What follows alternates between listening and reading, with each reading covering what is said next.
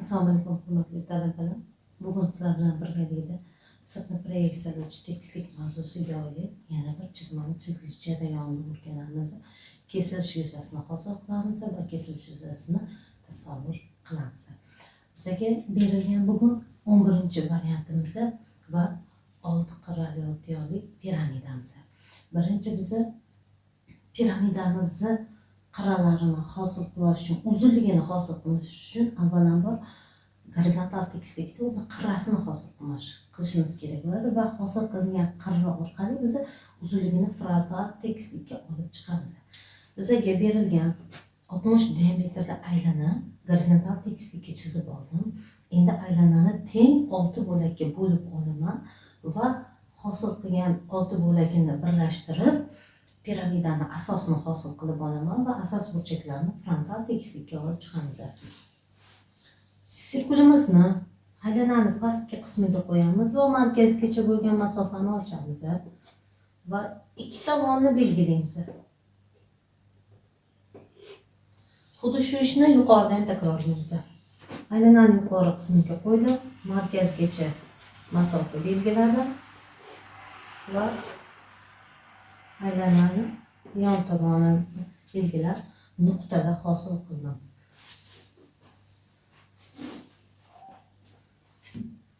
Endi bu hosil qilgan nuqtalarimizni birlashtiramiz va 6 burchakni hosil qilib olamiz.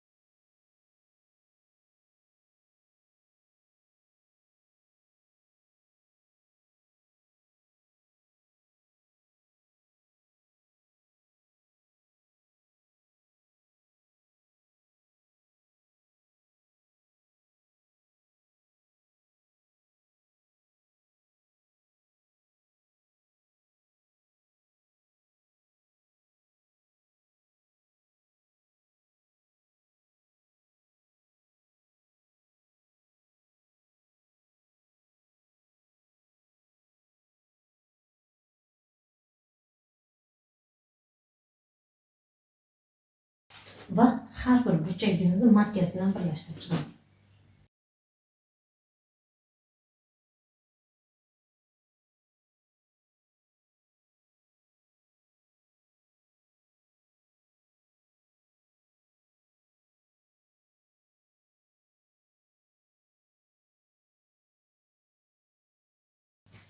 Endi x o'qimizga 2 burchakni yuqoriga olib chiqamiz va frontal tekislikda uzunligini hosil qilib olamiz.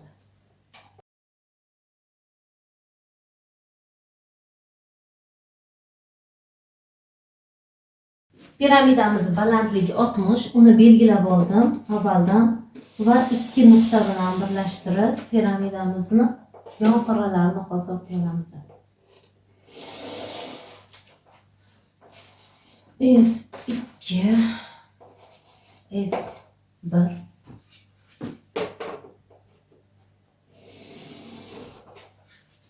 Bu qismi ham bizga to'g'ridan qirra sifatida ko'rinayotgani uchun markaz o'qi chizig'ini ustidan chizib olamiz. Endi proyeksiyalovchi tekislik chizig'i bizda frontal tekislikda piramidamizni kesib o'tyapti, uni hosil qilib olamiz. Buning uchun mana shu burchakdan yuqoriga 1 sm o'lchaymiz. O'lchab oldik.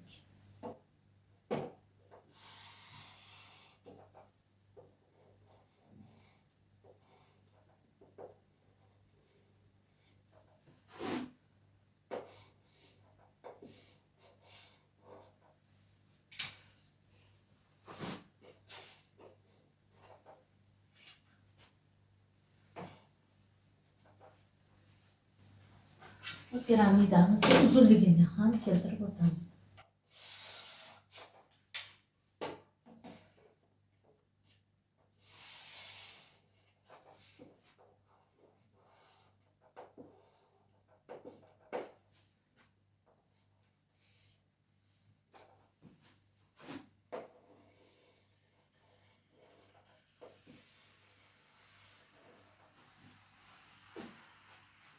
transporterimizni olamiz va mana bu qismga, ya'ni mana shu nuqtamizga hozir belgilayman.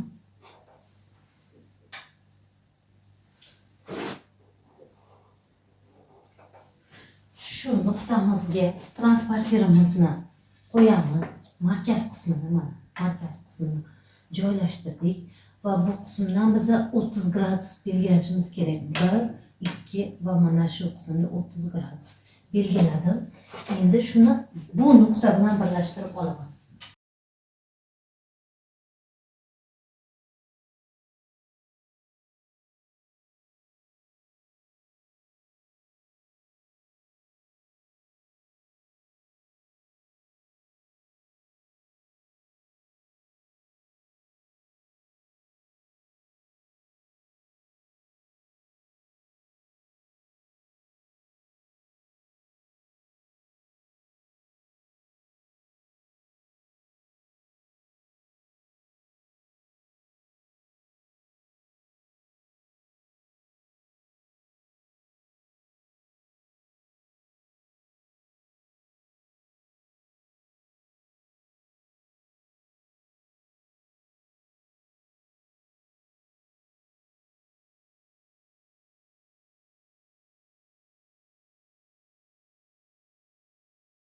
Chizmamizni berilish qismini hosil qilib oldik.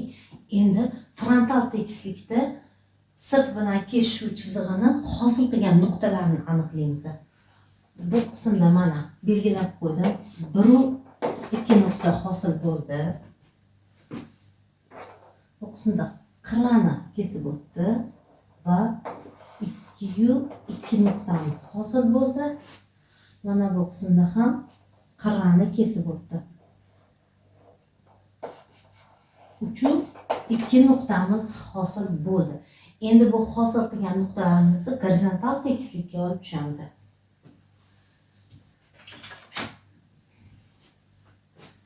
Qirrada hosil bo'ldimi? Qirraga olib tushamiz. Mana birinchi nuqtamiz.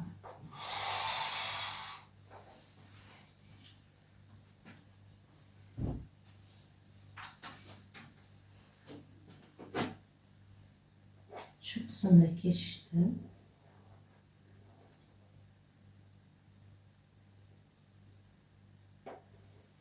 Bir nuqta va mana shu qismda kesishdi.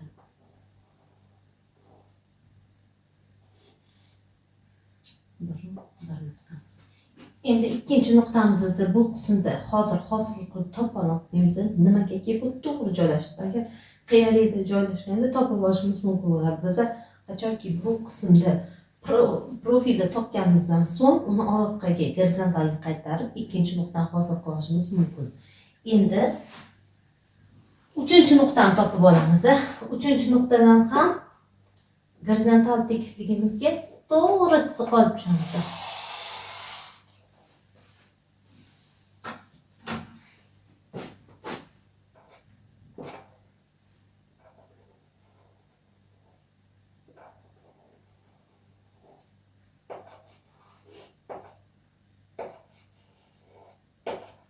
Shu bir nuqtamiz.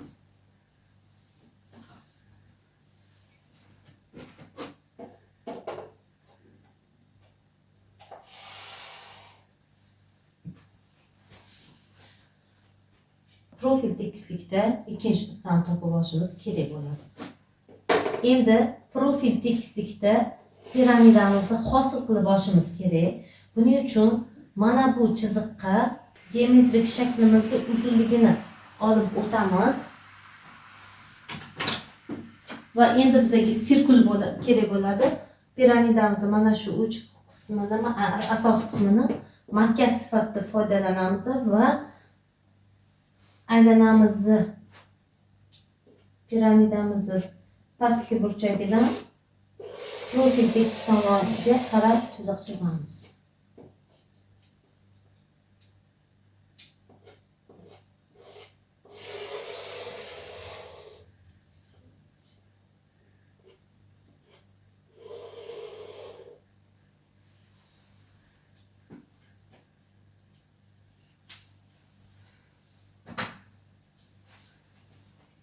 S1 nuqtamiz va S2 nuqtamiz.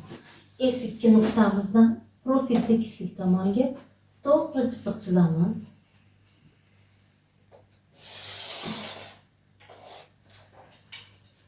Va S1 dan olib kelingan chiziqni yuqoriga S2 dan kelgan chiziqqa perpendikulyar holatga chizamiz. Va profil tekislikda S3 nuqtamiz hosil bo'ladi. Va piramidamizni ikki yon qismini uzunligini ya'ni hosil qilib olamiz.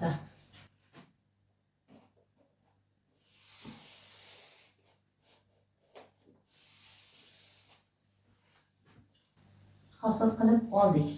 Endi profil tekislikda piramidamizni hosil qilib oldik. Endi bizga ko'rinib turgan qirra qismini chizib olamiz. Mana qirra qismi. Olib chiqamiz.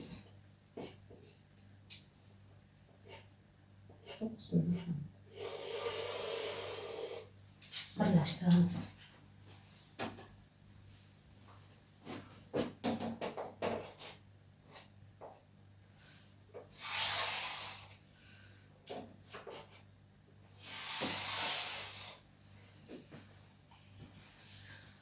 Profil tekislikda chizmamizni hosil qilib oldik.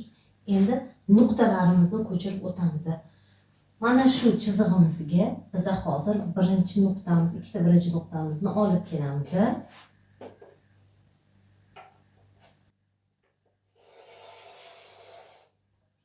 Va bir urinishda ikkita chiziqni chizib olaman.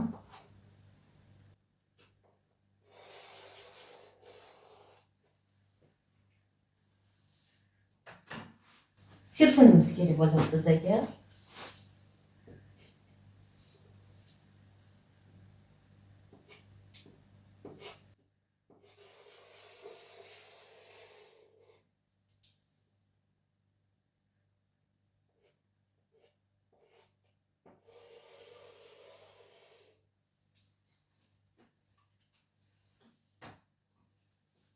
Gorizontal tekislikda joylashgan bir nuqtamizdan chizib oldik.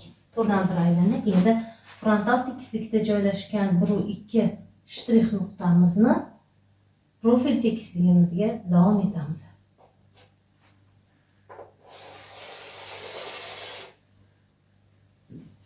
Davom etdik. Endi olib chiqqan chiziqlarimizni shu qismgacha olib kelamiz.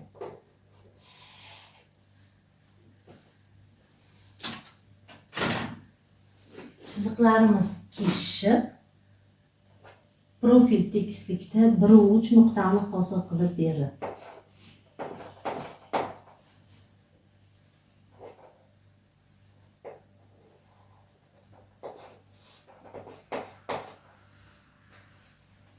Endi ikkinchi nuqtamizni topib olamiz. Ikkinchi nuqtamiz mana bu to'g'ri chiziqda. Gorizontal tekisligimiz profil tekislikka olib o'tilganda mana bu ikkita chiziq tashkil etadi. Ikki chizig'imizni davom ettiramiz.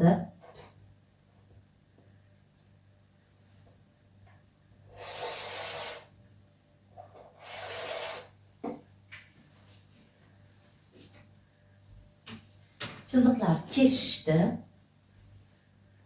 Bu qismda va mana bu qismda.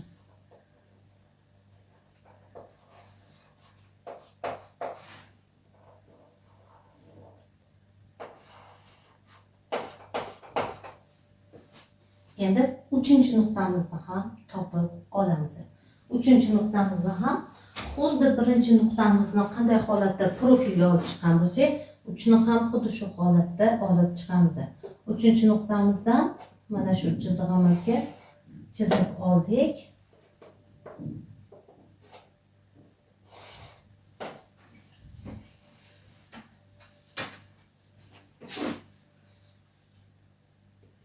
Sirkul yordamida aylanib chizamiz.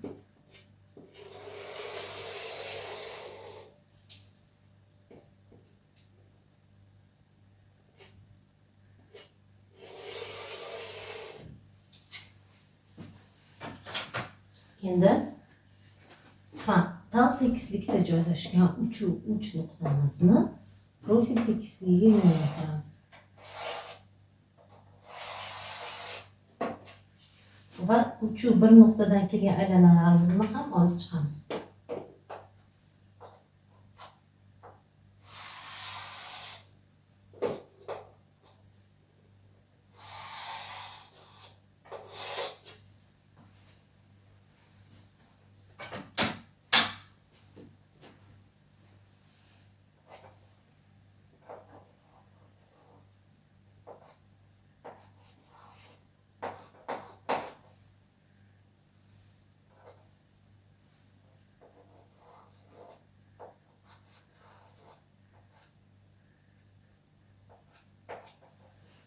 Ikki nuqtamizni gorizontal tekisligimizdan ham hosil qilib olishimiz kerak bo'ladi. Buning uchun 2 va 3 nuqtamizni detalning asosiga perpendikulyar holatda chizib olamiz.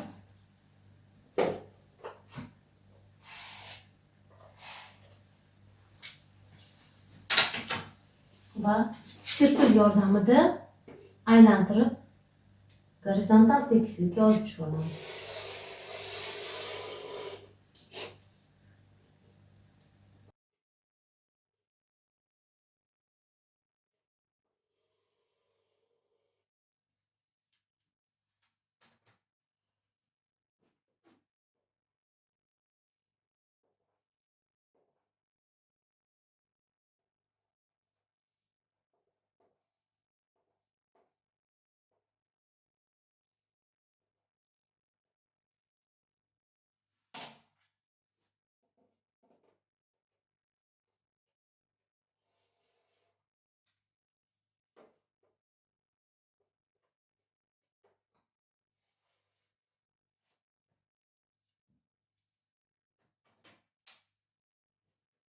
Chiziqlar kesishib, gorizontal tekislikda shu qismda ikkinchi nuqtani hosil qilib, 2 va 1 nuqta.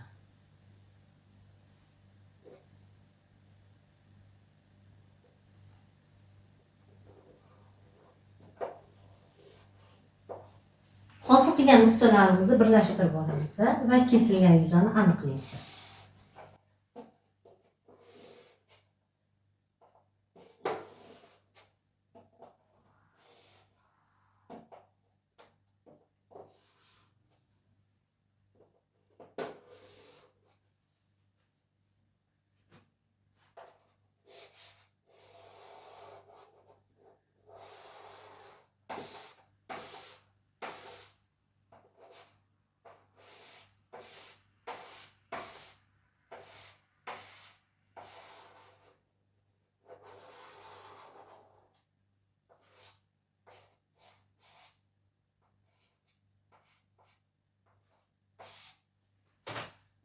Kesilgan yuzamiz gorizontal tekislikda shu holatda tasvirlanar ekan.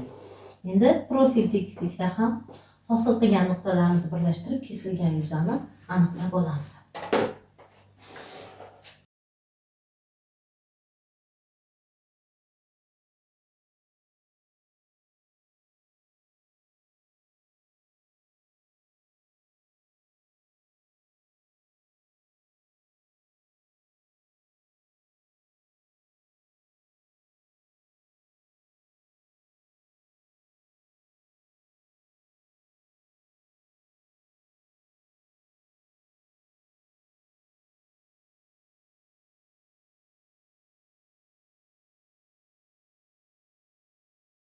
Gorizontal va profil tekislikda kesilgan yuzani aniqlab oldik. Endi gorizontal tekisligimizda kesilgan yuzani o'zini tekislikka joylashtirilganda haqiqiy kattaligi qanaqa holatda ko'rinishini chizib olamiz. Buning uchun proyeksiyalovchi chizig'imizni x o'qimizgacha davom ettiramiz va mana shu qismda bizga hosil bo'ldi. Shunchaki davom ettirdim chiziqqa. Endi bizga kerak bo'ladi sirkulimiz va frontal tekislikda joylashgan 3 ta nuqtamizni x o'qimizgacha aylana holatida chizib olamiz. Mana qo'ydim markazga.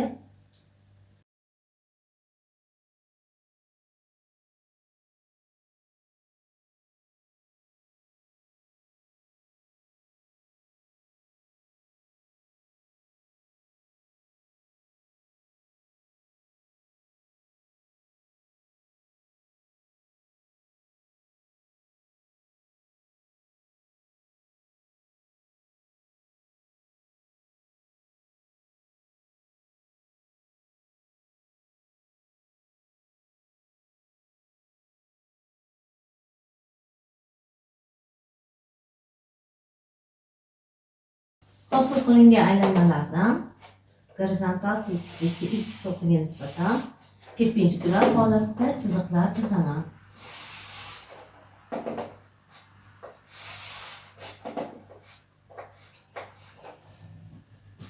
Endi har bir olib tushilgan raqamni o'zini gorizontal tekislikda joylashgan nuqtasi bilan birlashtirib olaman. Mana birinchi nuqtam.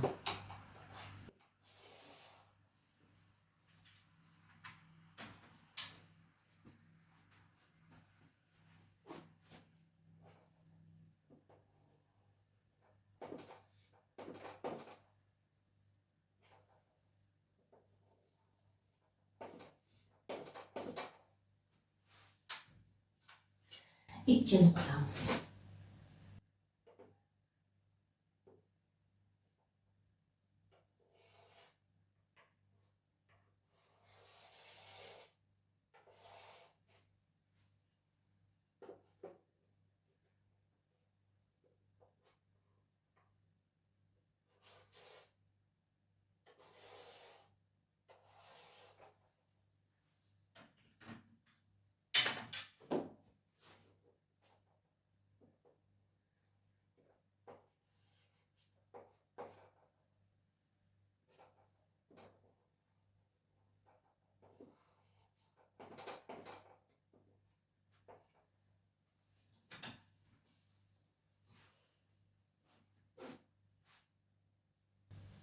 Uchinchi nuqtamizni olib kelamiz.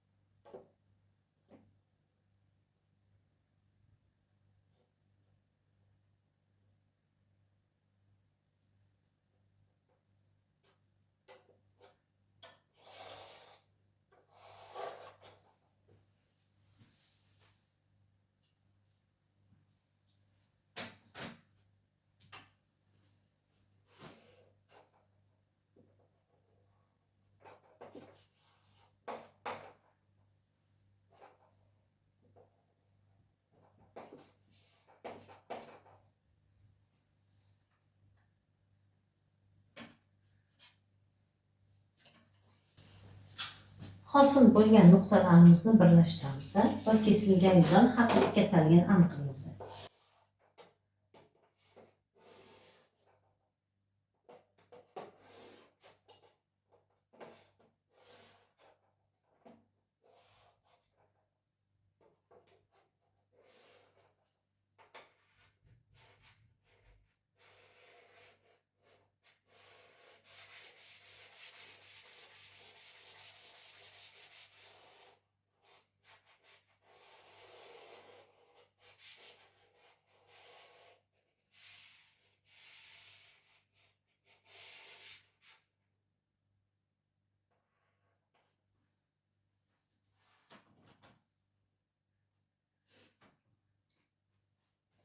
Gorizontal tekislikda kesilgan yuzani haqiqiy kattaligini hosil qilib oldik. Demak, haqiqiy kattaligi kesilgan yuzani tekislikka joylashganda mana shunday holatda tasvirlanar ekan. Bugungi mavzuyimiz sirtni proyeksiyalovchi tekisligi bilan kesishuvi mavzusiga oid chizma edi.